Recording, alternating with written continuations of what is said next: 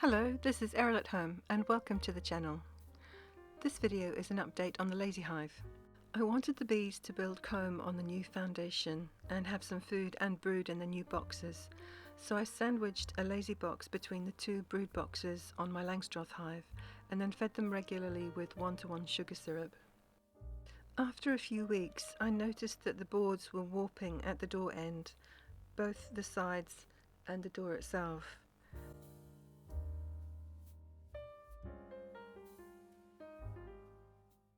The bees were building comb, but not enough for the queen to lay in yet. Even using one of the spacers, I was also having trouble aligning the frames exactly enough to easily shut the door. The frames fitted very tightly in the gaps between the spacers, and I found that the sharp points at the end spacers I'd sawn down were impaling the end frames instead of shuffling them into place. I decided to bevel the edges of the frame sides so that there was a better ease of fit. To close the gaps where the wood had warped, I moved the hinges to 10 mm from the top and bottom of the boxes, and I put 2 hasps on each door. I also put nails on the inside of each box, 35 mm from the top and bottom, and 25 mm from the end to hold the end frames in place when the door was open.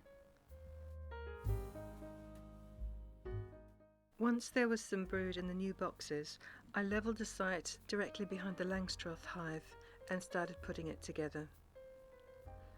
I decided to take a split and get a queen cell for the new hive.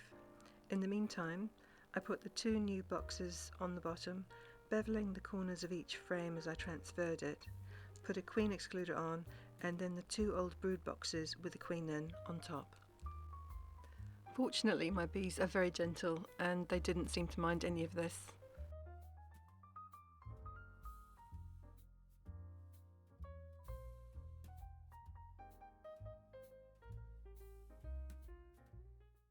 The night before I picked up my queen cell, I lifted off the top 2 brood boxes with the current queen and moved them several meters away. She's laying well, and it means most of the field bees will stay with this hive to support the new queen until she's hatched, gone on her mating flights, and started laying.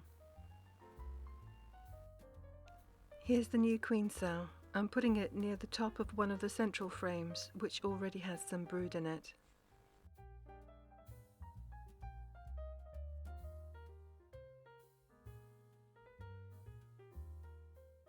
The pheromones of the previous queen have dissipated by now, and the workers are very happy about their new queen.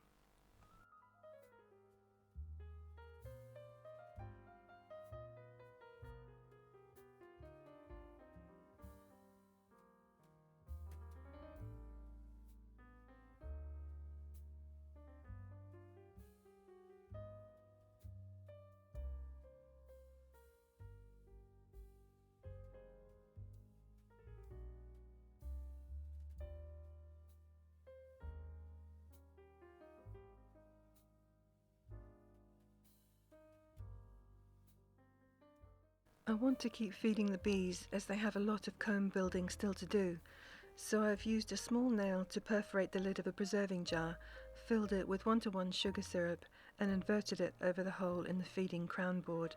I'll keep refilling it every few days.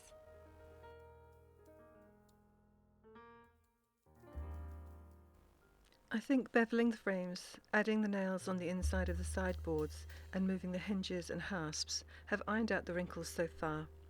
Now I'll have to wait a few weeks to give the queen time to get used to her new home before checking them again. I'll post another update on how she does.